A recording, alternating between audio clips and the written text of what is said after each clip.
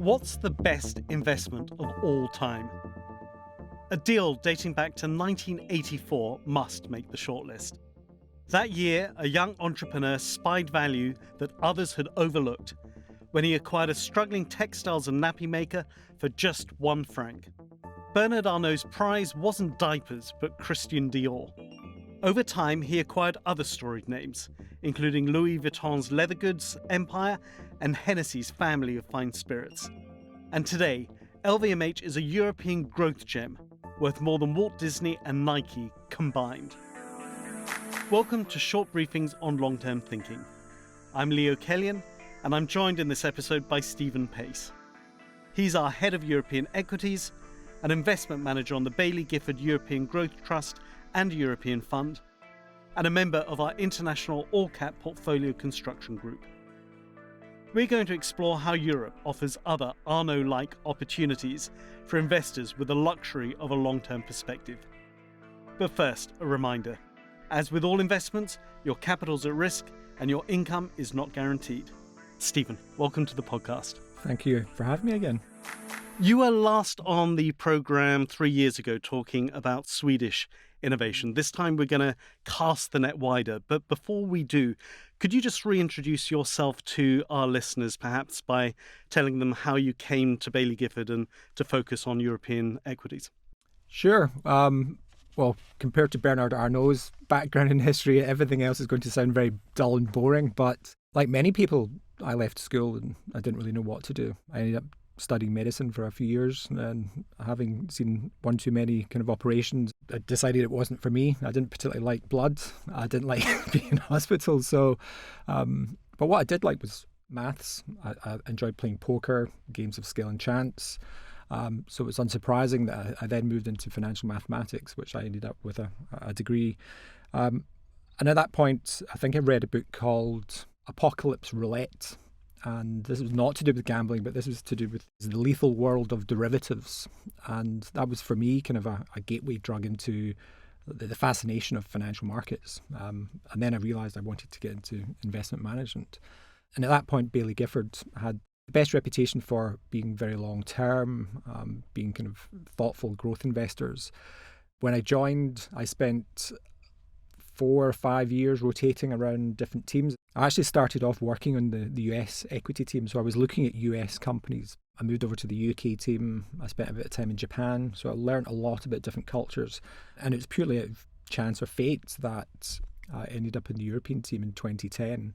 The head of the team at that point was looking for someone of my kind of experience level, and I put my hand up and joined, and it's been a great experience ever since. So if we turn to today's topic, there's a narrative out there that after years of underperformance and weak economic data, that maybe Europe's best days are behind it and that growth investors should instead be focusing on the US and elsewhere. What's wrong with that take? The US equity market is great. It's the kind of the deepest capital market. It's home to some of the most innovative tech companies. But that kind of US exceptionalism means that it becomes a very popular choice. And if things become too popular, you end up paying a very high price for that. So the US market, if you include everything in the US market, trades at a 50% premium to the overall European market. So that valuation gap has been widening, and it's now at kind of a record level. So there may be something of a valuation opportunity here. It's kind of an arbitrage, taking advantage of a region which is out of favour. Obviously, there are loads of really high quality companies in Europe. You mentioned LVMH, but there are plenty more. So this is a stage where investors are starting to become a bit more interested in European markets and European companies because they do offer growth, but at a much more reasonable price. You said out of favour. What do you think might get Europe back into favour with the markets? So certainly over the last 5 years, probably even longer, if you look at the economy in Europe, European GDP, which is a measure of how the economy grows, has lagged most other regions, particularly the US. Over the last 5 years, Europe, like many others, has had problems stemming from COVID, supply chain shocks. Obviously, we had that very unfortunate war that broke out in Ukraine, and the proximity to that war meant that I think many European countries suffered from an energy crisis, a cost of living crisis that wasn't as severe in other countries. So we've had a lot of these problems to deal with.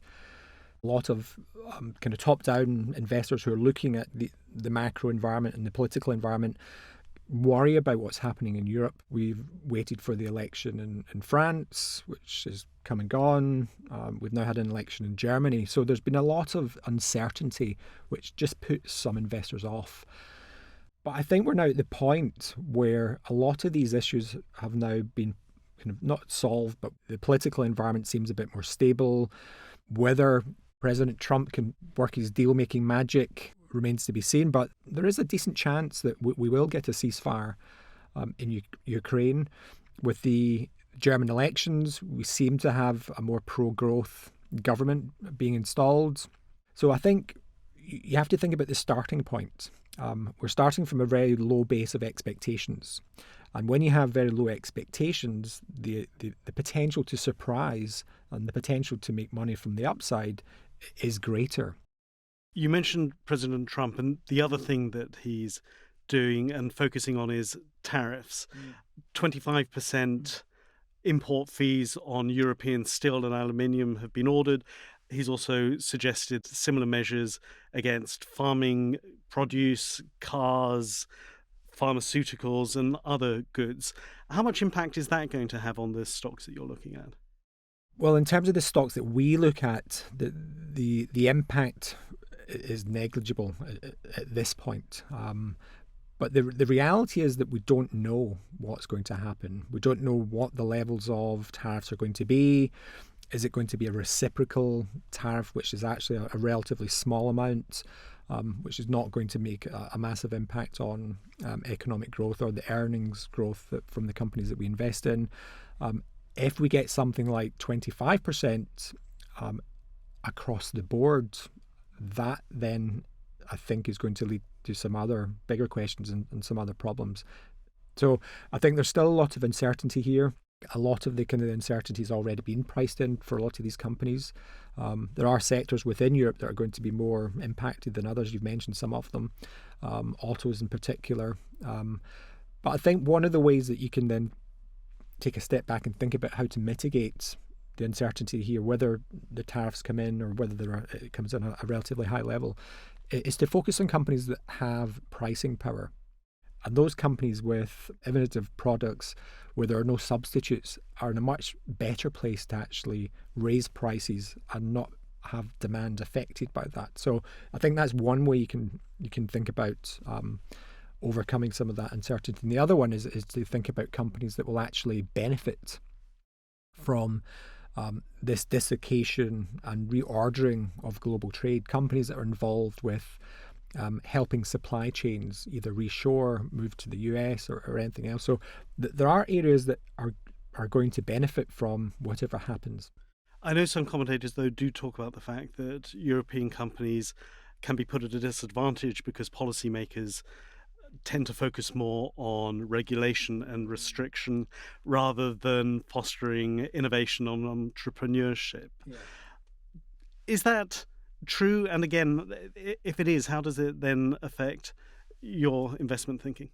Unfortunately, I think it is true. If red tape had a spiritual home, it would be in Brussels. I mean, it's ridiculous. And that is a view that comes from the companies that we speak to as well. It's just easier and quicker to do certain things in the US, for instance. The reality is that Europe is a fragmented market. There are lots of different countries, lots of different regulations, lots of different languages, cultures, and it is harder for some businesses to grow.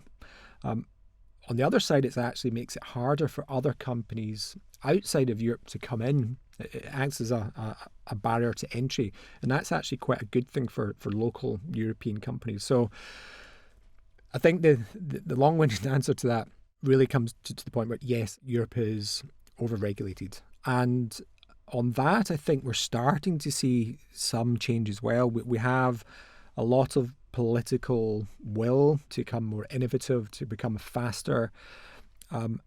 I also think that the recent events with Trump negotiating with Putin as well has really given politicians a bit of a kick up the backside to think about how we better integrate and to cut through some of this red tape, which is stopping some of these companies grow and innovate. Now, that's not all companies.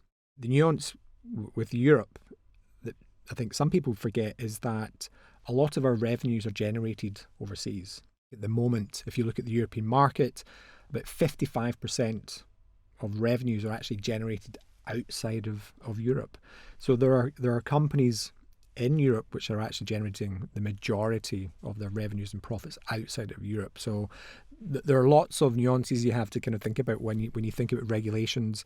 But I think there are some kind of issues with innovation that Europe really needs to work on to become the powerhouse it should be. And it feels like at this point we should probably stress that when you're talking about European stocks, we're excluding UK stocks from that, and you're not trying to give our clients broad exposure to Europe so much as to pick a small concentrated number of companies that have the potential for outperformance.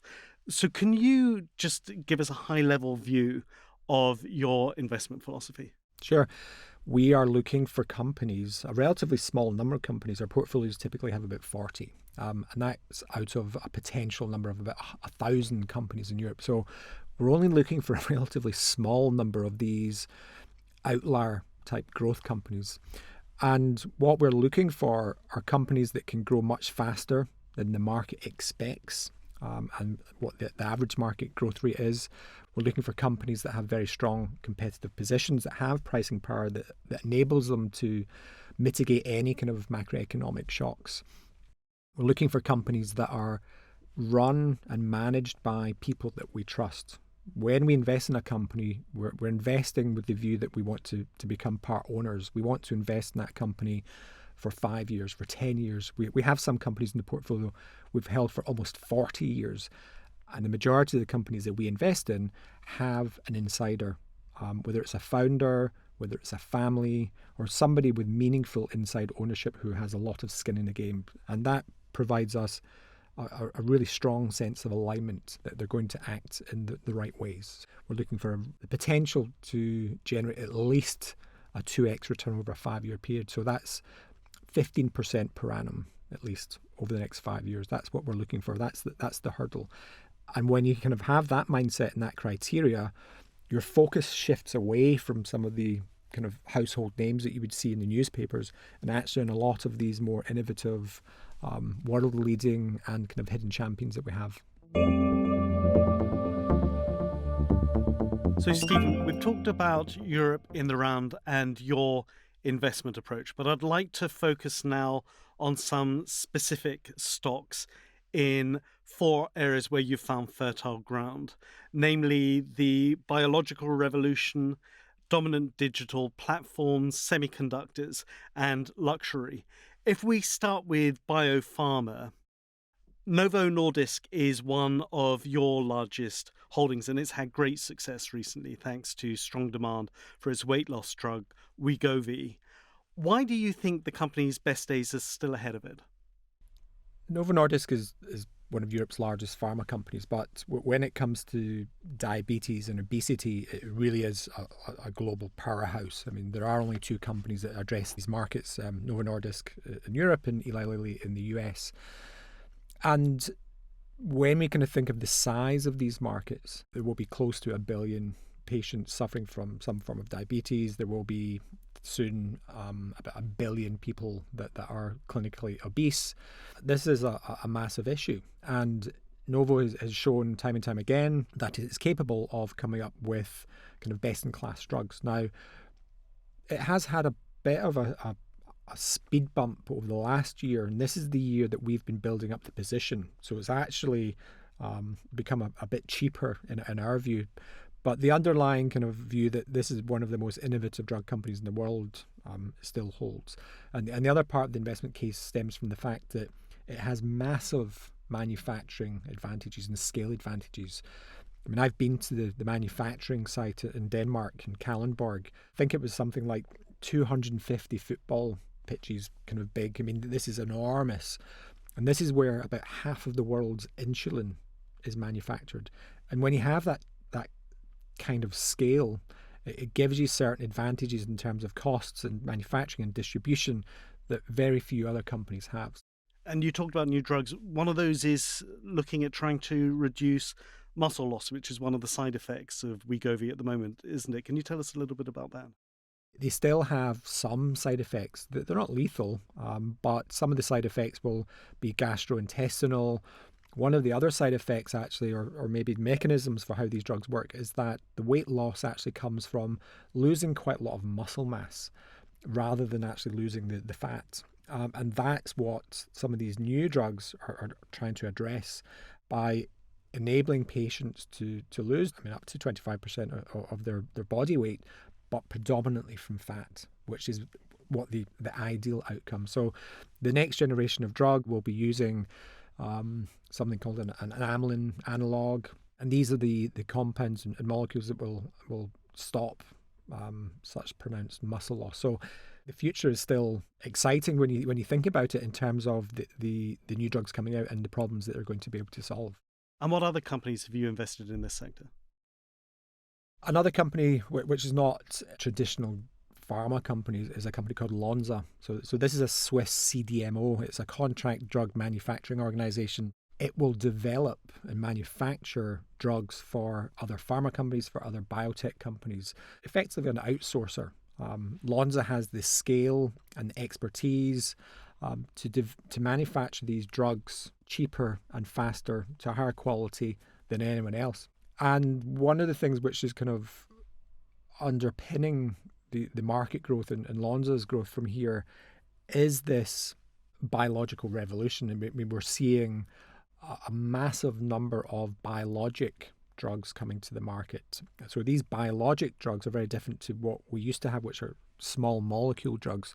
I mean, it sounds very technical, but effectively these biologics are more complex proteins. And these more complex drugs are typically cancer treatments, vaccines.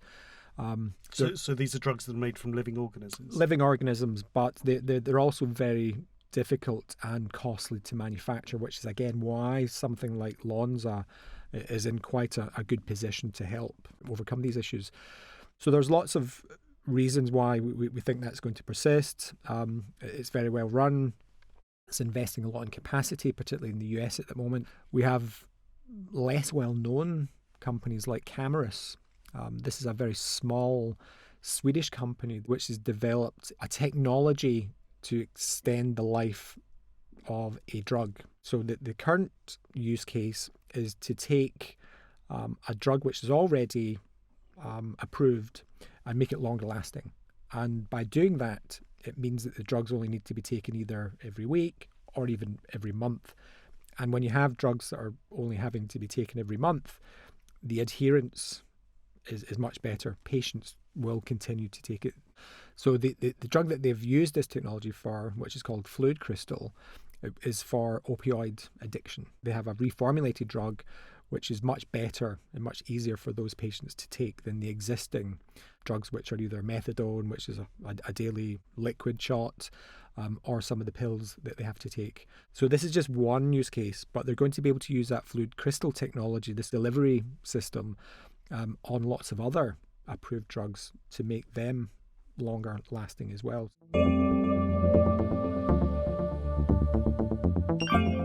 One of the other investment themes that your team focuses on, as I said, is dominant digital platforms. And that word dominance is interesting because I guess many listeners will associate it with US companies like Microsoft and Google. So how does dominant come into play in Europe?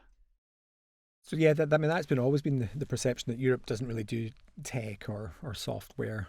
Europe doesn't or didn't have any social media platforms. We don't have a Facebook really. The Microsoft example, Google, Amazon. But Europe still does have dominant global platforms that are similar in many ways, that benefit from network effects, that become more powerful and better as they become bigger. And some of these examples would be Spotify. Spotify is the world's largest audio streaming platform. It has 670 odd million monthly active users. We've got companies like Adyen, which is a digital payments processor. We've got companies like Shibstead. Again, not many people have heard of this, but this is a collection of online classifieds businesses in Scandinavia. So Europe still does have a number of world-leading global digital platforms, and we get to invest into those, in many cases at lower prices than we would if they were listed in the US. And you gave Spotify as one of the examples. It's led by Daniel Ek, who's one of the more fascinating of the tech chief executives. I know he describes himself as an introvert, but he's been incredibly successful at relationship building, both with other companies in the media sector, as well as, of course, running a company of about 7,500 employees. Have you had much face-to-face time with him? And if so, what's your impression of him? I mean, I have met him, and yes, he is an introvert, but I mean, he just doesn't meet many investors. So we're in quite a privileged position to get access. Spotify is an example of a company where Baillie Gifford invested before the company became public. So I think Baillie Gifford invested back in 2015. The value of Spotify back then was about $8 billion US dollars. Today it's worth about 120 billion US dollars. So it's been a phenomenal success story, even though within that kind of massive appreciation, we've seen huge falls in the share price. So it's been a bit of a roller coaster, which again reiterates this point about being patient and being long term. You need to be able to ride out some of these storms. But yes, the thing that I took away from meeting him was that when you meet some of these founders, their focus is almost entirely on the customer. It's about, are we doing enough to delight our customers? Are we doing enough to invest in the product? And the financials and the share prices almost doesn't even come into consideration. And there's good things and bad things about that. They're mostly good. I mean, Spotify, when it went through this big drawdown of its share price, went down quite a lot. It was to do with the uncertainty and the question marks over whether this is going to make money. And I think Daniel Ek at that point put his hands up and said, you know what? We were hiring too many engineers. We were just throwing so much money at trying to make the best product in the world that we forgot that we need to be efficient in everything that we do. Now, they have started to monetize very slowly. They always want to make sure that they are providing value. It's not all about just pure pricing. They want to produce something which is extremely valuable. And there's lots of customers out there and listeners who will have an extremely high willingness to pay. Their super premium tier is going to come out soon. But I think that was the takeaway. This was someone who was absolutely focused on the product and the customer. And you mentioned Adyen as another example. Is culture and leadership important there? Did that influence your decision to invest? Because I think you've held that since 2019, haven't you? So Adyen's a fintech. It's a company involved with facilitating payments. If we go to a shop and we use our debit card and we tap on the machine, that is Adyen's technology, which is taking that data and basically enabling the transaction for money to come out of our account to go to the merchant via their bank as well. And one of the problems for merchants is the authorization rate. How many of these payment transactions will be blocked? And that costs them money. So Adyen's whole point of being is to help these customers minimize the problems with that payment flow. But the culture here was the thing that was really unique about this company when we were looking at the sector. And back in 2019, 2018 even, there was another company involved in payments called Wirecard.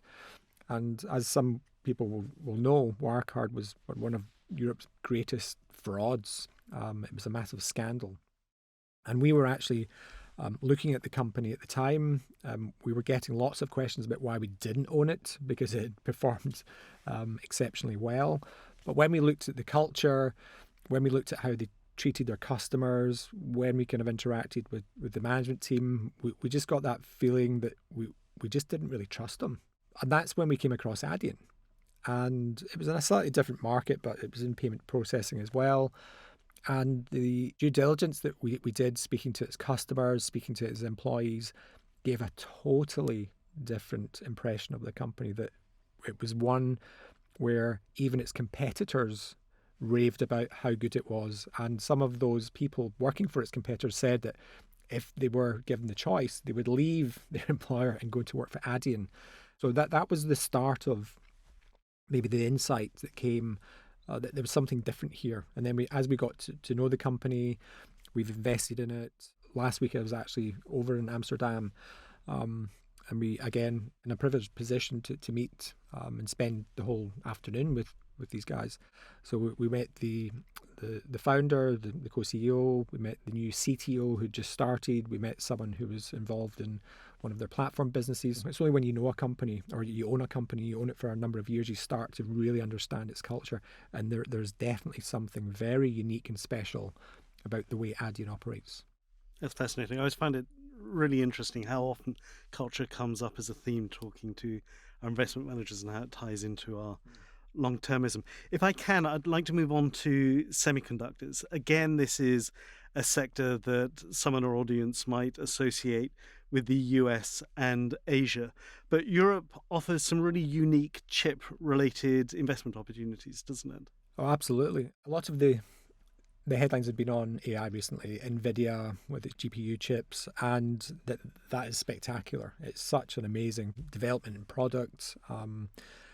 But none of these chip makers, NVIDIA and so on, or its end customers, who might be the hyperscalers, the companies like Amazon, Apple, Facebook, and everything else, none of these companies would have that technology if it were not for the semiconductor supply chain. The companies that make the equipment, which is then used to manufacture these semiconductors. Europe has a couple of companies, one being ASML, and one being its almost sibling company called ASMI, or ASM International. But ASML is basically a monopoly in lithography tools. So these are the tools which are used to kind of print circuit boards on silicon effectively. And again, these machines are incredibly difficult and expensive to make. They cost between 200 and 300 million US dollars. Each tool is about the size of a school bus. The accuracy in which its lasers are printing these circuit boards would be like someone standing on the moon with a laser pen, shining it down on Earth to hit the top of your finger. And it has a monopoly in this. These leading-edge semiconductor products wouldn't be able to exist without ASML's lithography tool. And we think that it has a 10-year plus technological lead against any other company in the world. And ASM International is similar. It has an atomic layer deposition tool. In essence, it's depositing a layer of material on top of these semiconductors at an atomic layer. It's like a painter painting a wall, but it's one atom at a time, and it has to be very precise. So again, it's in a very strong position. It has 50% market share, and actually in some of the leading edge technologies, it has 70% market share. And these technologies are going to be increasingly important as the layering in these semiconductors becomes more complex and 3D-like. So both of these companies are incredibly important for anything related to AI. And these companies are dominant, they're almost monopolies, and we're very lucky to have them in Europe.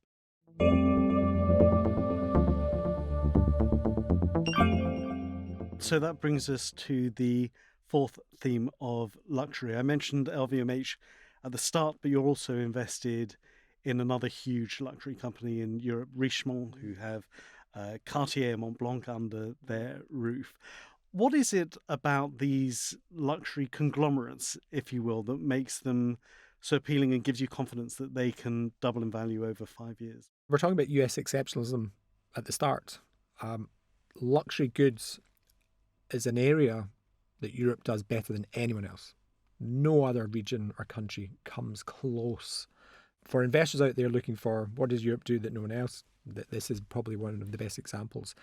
There are a number of themes which will support growth for many years, many decades to come. I mean, at the moment, you could say we're living in a century of narcissism. I mean, lots of social media, people thinking about status symbols and all sorts of stuff. But these companies are selling goods which are called Veblen goods. They they defy economic reasoning and logic, in that Veblen goods are those that even if you put the prices up, it doesn't affect demand. In fact, the higher the prices, the more demand, because these higher prices promote more exclusivity that they're looking for. It reduces the availability in some ways as well. So we have that really strong pricing power, that even if tariffs came in, even if raw material inflation, everything else, these companies can put the prices up 5-10%, no problem at all. And their high net worth individual customers are not going to bat an eyelid. So there's some unique economic reasons for why these companies and these products exist. The European companies have provenance. They have the heritage. Louis Vuitton was founded in the 1850s, I think it was. Cartier, all of these brands have the kind of the history that people like, and it's almost impossible to replicate. And I think the other kind of big picture economic kind of theory here is that, like a lot of those technology companies, they benefit from increasing returns to scale. So as a company like LVMH becomes bigger, it becomes more powerful, and it becomes harder for anyone else to compete against it. And that comes through the fact that it has multiple brands, but by having multiple brands, it is in a much better place to negotiate, let's say, rent with shopping malls. It's in a better place to buy the prime real estate, whether it's in the Champs-Élysées or the Fifth Avenue or so on. It has better marketing tools which it can leverage across all of its brands. It has better data. I mean, there's lots of reasons why these conglomerates are becoming ever more powerful. And you said earlier about having a preference for family-run businesses. That's at play here in the luxury sector, isn't it? I mean, absolutely. I think most luxury goods companies have probably a family involved, or maybe a founder as well. I mean, we've got Johan Rupert at Richemont, you have Bernard Arnault at LVMH. And when you have that kind of oversight, and obviously they own a lot of the shares as well, that makes them think about the long term. That makes them think about, what are we doing to protect the brand? A few years ago, when there was an issue with inventory in the watchmaking world, and particularly from China, Richemont was probably the first to go out and actually take in all of that inventory from its distributors and either melt it down or give them their money back effectively, because they wanted to control the supply. They wanted to control brand. They wanted to make sure that none of the distributors were discounting their products, which is the worst thing you could do for brand management. So they're very conscientious stewards of those brands, and that's what we like. They're always looking at the long term. So, Stephen, we've covered a huge amount of ground, but if there was one takeaway that were to stick with our audience from this conversation, what would you want it to be? Oh, that's a good one. I think it's not to believe everything you read in newspapers. Europe has a lot of problems. There's always going to be some stuff written about the economy, politics, and everything else, but that doesn't really matter. Europe has loads of amazing companies which seem to be trading at very low valuations today. And I think to take advantage of that, you need to be long term, you need to be patient, you need to be able to put up with some volatility. But if you're able to do that, times like these are sometimes the best times to be able to invest and to make money over the next few years. And before I let you go, the one thing I always like to ask guests on this program is what they're reading or have recently finished reading to find out about their outside influences. So what's new in your library? And honestly, the book I'm reading just now is called The Maniac, and it's about John von Neumann, who was a Hungarian American mathematician. I'm not enjoying it, or I'm not. My expectations were too high. This is supposed to be an amazing book, and I'm just not quite getting it so far. The other answer I will give is maybe on two books which I've really enjoyed reading. The first was an autobiography or memoir written by a neurosurgeon, an American neurosurgeon, called When Breath Becomes Air. It's very inspirational. It's a bit of a tearjerker as well. I won't spoil the story, but I would definitely recommend reading that. And something which is more linked to what we do. It's a book called Seeing What Others Don't by a cognitive behavioralist or scientist called Gary Klein. And this is a book about how we generate more insights and how we minimize errors in anything which we do. But when it comes to investing, generating insights is absolutely key. So did you learn anything from reading that book that changed the way you invest? He broke down what an insight actually is. An insight is a piece of information or data which changes the way you feel or think about something. And then he breaks it down to thinking about, where do these insights come from? And they come from, a lot of the time, pattern recognition. In investing, that happens a lot. We see the same successful traits at other companies, which gives us a bit of an insight, and we go and look at those companies. But the other one was inconsistencies. Spotting something that just sticks out. It just doesn't quite make sense. And I think having that explained in quite a scientific way helped and made me think about, well, where are these inconsistencies in the European market? And there's been a couple of companies we've looked at recently where, when you look at the financial profile, when you look at the growth rates, when you look at the kind of the returns and profitability, it just doesn't make sense for the price and the valuation that we're paying.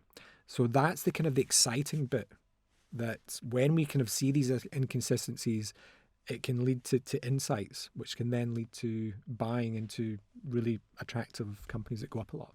Excellent. I'm going to definitely add that to my reading list. Stephen, thank you so much. This has been a fascinating conversation. I hope we have you back on the podcast soon. I hope to come back soon. And I hope you enjoyed this Europe-themed episode too. You can find out more about the companies Stephen discussed by checking out the show notes. You'll also find details there about the 3 books he just mentioned.